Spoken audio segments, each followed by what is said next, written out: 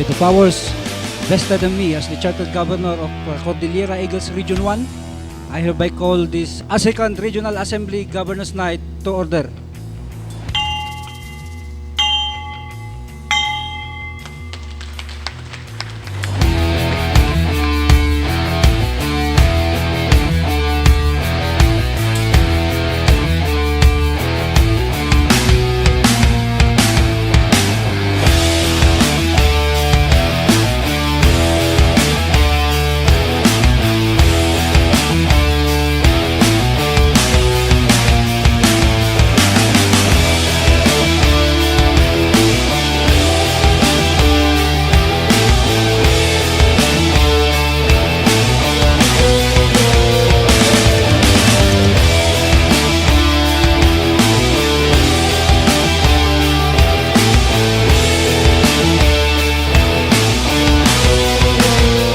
Good evening to everybody. Dito po tayong lahat in this second regional assembly. We would like to welcome each and everyone. Thank you all for being here.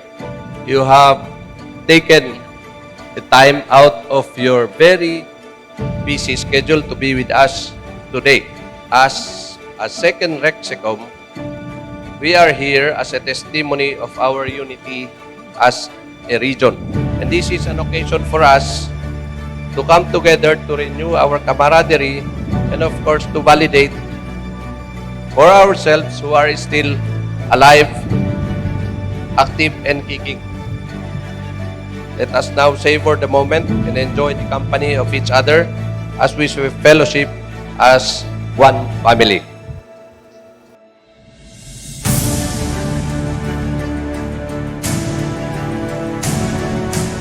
From the bottom of my heart, I would like to once again convey my gratitude to, of course, of the Cordillera Eagles Region 1 for your unprecedented support and cooperation throughout the journey of our club region. We've come this far at I expect na mas lalo pang tatayog ang ating lipad.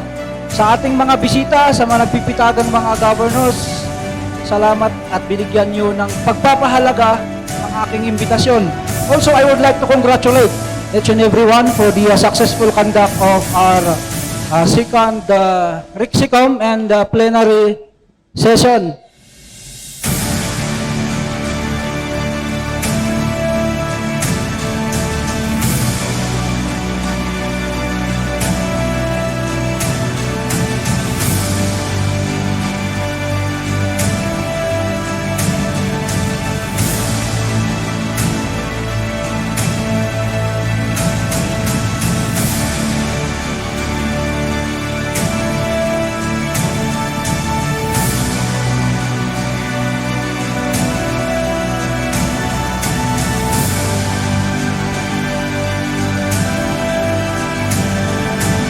And the Eagles Magna Carta of the Philippine Eagles, and aware of my responsibility to my God and country, do hereby solemnly swear to promote and defend at all times said Constitution and Eagles Magna Carta and its ideals to the best of my ability and within my power and capacity. So help me God.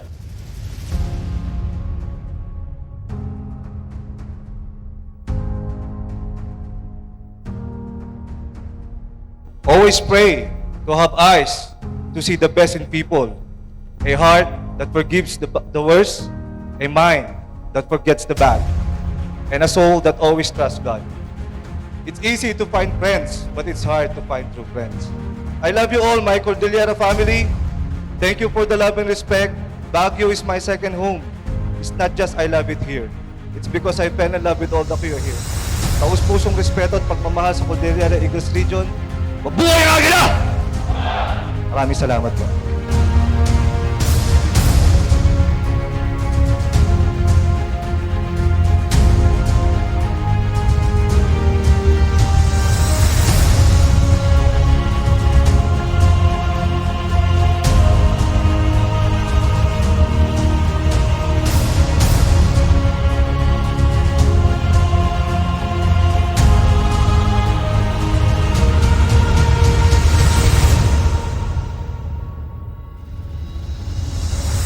let's make a toast for our brotherhood, for a stronger relationship sa mga ate, more deeply rooted friendship and camaraderie to our brothers, sa mga kuya natin, not only within our organization, and sa labas din ng ating samahan.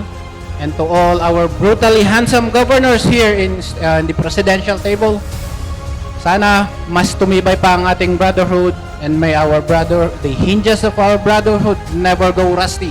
Cheers! Mabuhay ang ating